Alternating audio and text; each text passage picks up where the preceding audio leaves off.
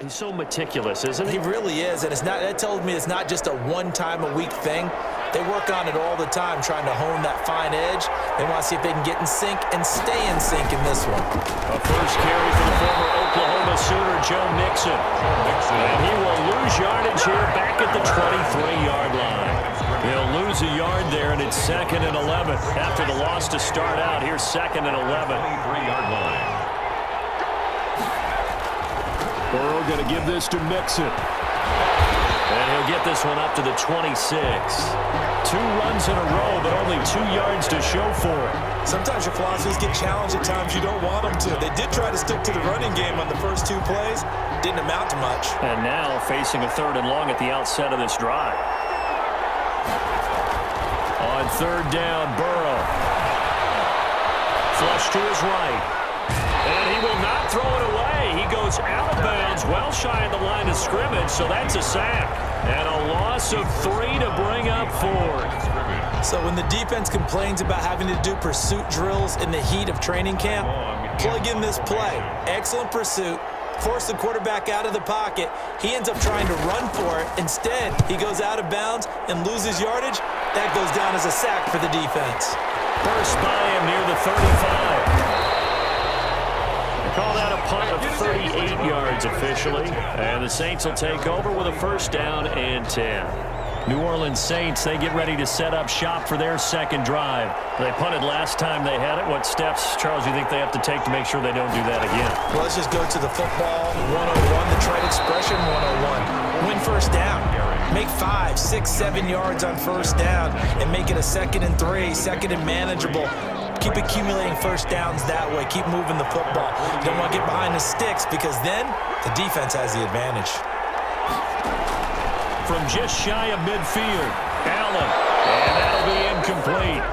Took a pretty good shot as he tried to pull that one in. Couldn't hang on 3rd down. That's what you're going to need to do against those big receivers. You got to get in there and get physical with them. That time he got in close, got in tight, and knocked the ball away. For his running back, and he's got him complete. And he is going to have a Saints 1st down as they're able to get the 3rd down conversion. Move the chains, a gain of 7 on 3rd down. Another catch for him there on this drive, Brandon. And it looks like they're going to utilize him out of the backfield any way they can. And that time they pick up a 1st down. So now on defense, do you assign a man to him and try and cover him before he gets going? This will be stopped about 2 yards shy of the marker. 8-yard gain, 2nd and 2.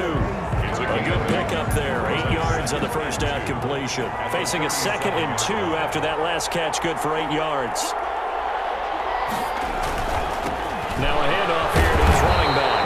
And tough sledding. He'll get maybe a yard. Stop short of the 35.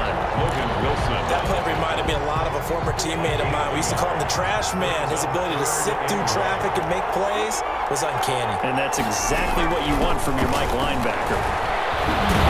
And he's got the 1st, but we also have a flag on the field. And they're already walking backwards. That hold coming from the middle of the line, the center. And it's difficult for him because sometimes you've got people right over you, and as soon as you snap it, trying to get your hands up and block them, you can be a little bit late getting it done. Throwing is Allen on 3rd. And that is incomplete. Well, he had a defender right there with him to force that to the ground. And 4th down now coming up. From a defensive perspective, they had exactly what you want anytime they want to throw the football. There was pressure on the quarterback. They were getting after him, and they tightened down on the receivers and forced the incompletion. At their own 20-yard line. Cincinnati coming back onto the field here for their 2nd drive. And on the last go-around, they really couldn't get anything going. They had to punt from deep inside their own territory, which means you're going to lose the field position battle as a general rule. What they're looking for now is a little more consistency, move the ball at least a few times on offense, get a couple of 1st downs, and hopefully flip the field. Just something to build off of. That's what they're looking for here.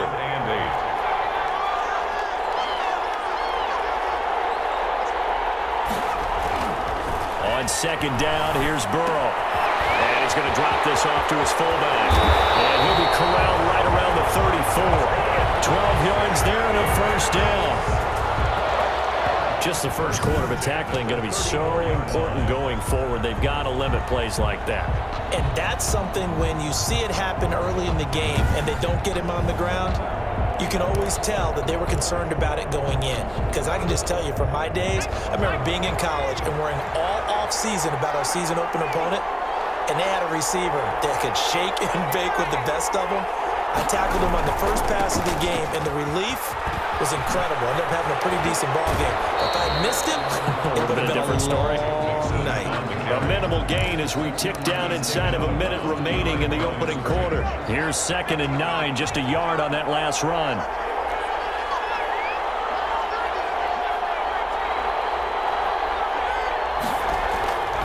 Now it's Burrow. Throw left side, complete. That's Boyd. 4 yards on the completion, and it sets up a 3rd down. I think defensively you're okay with that. You're in the first quarter. He's going to get some catches, but they rallied to him quickly. And that's what you count on, and I like what you just said.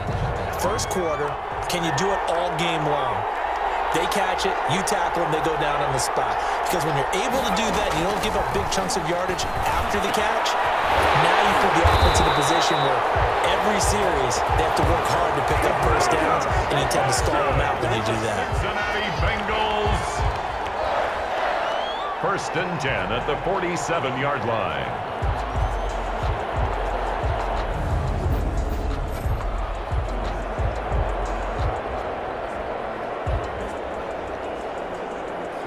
Start of the second quarter, and it's the Bengals in control of the football as they've got it with a 1st and 10. We're scoreless after 1.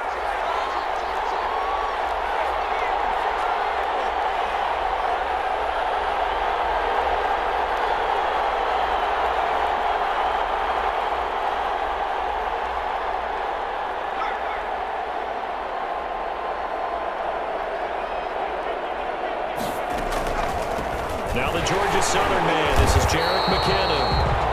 He'll get about 4 here, down at the 43-yard line. Damon Harrison on the side. That call makes sense because they've been throwing it well on this drive, and once again they show passing formation, showing the shotgun.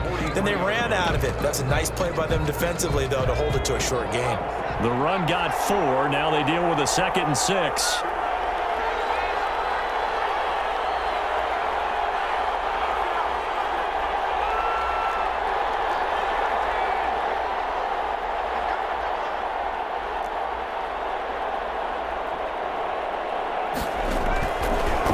The gun, it's Burrow.